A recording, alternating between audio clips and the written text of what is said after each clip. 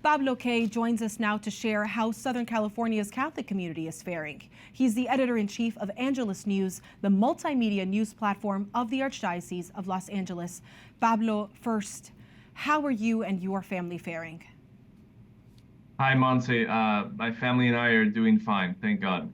Praise God for that. What is the latest then from the Archdiocese? Angelus has reported that some churches have been destroyed. You've had some incredible posts on Instagram that are showing the images of what is really happening there in the true devastation. Yeah, so one parish is destroyed, Corpus Christi in Pacific Palisades, the first major fire that broke out. And then a couple other parishes came very close to being destroyed. The flames got very close, and in one case, in Altadena, the Eden fire, which is kind of the second major fire that broke out, it was really thanks to a deacon who used a low pressure garden hose and a ladder to put out a fire that had started on a roof that would have taken over the whole church. Then there's also a retreat center that was damaged but not destroyed. And like I said, a couple other parishes that were close to the flames, but it looks like are going to make it.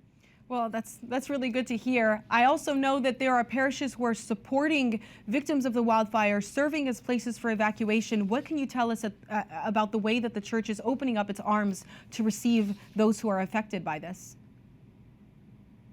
Right. I think the situation is changing by the day, and I think parishes and also schools are responding to the different needs. The biggest need right now, I think, is for families that have been evacuated, for food supplies.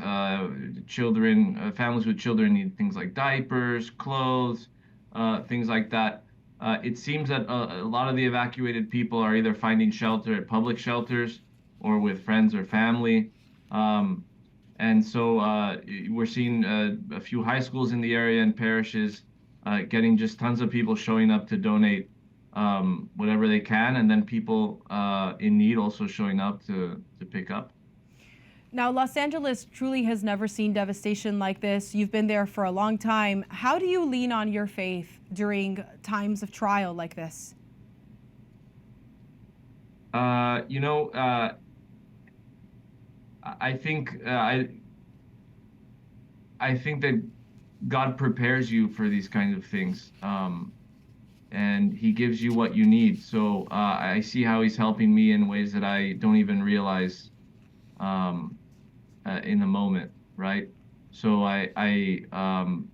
you lean on your faith, and you have to. It's really it puts everything in perspective.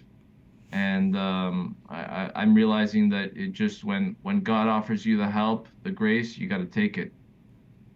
Now, Pablo, I know you're tired. I know that your team is tired. What can you tell us about how it affects you reporting on this? A lot of people don't think about the reporters on the front lines that are getting emergency information out, everything that people need to know about where to evacuate, where they can find resources. How is that affecting you and your team? I haven't had time to think about it. You just try to, roll with the punches and do the best you can. We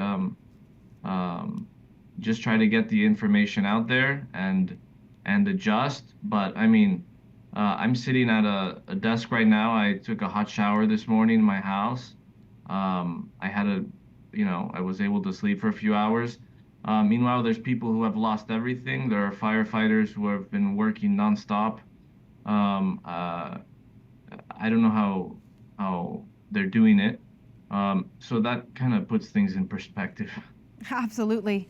When you think about the response of the Archdiocese, is there going to be a call to prayer? We saw Jonathan Rumi came out with a new novena on Hallow just for the people in Los Angeles. What is the Archdiocese planning to do? Do you know? Well, I think most churches are doing in the situations that are possible, are keeping their churches open, are keeping the regular mass and confession times.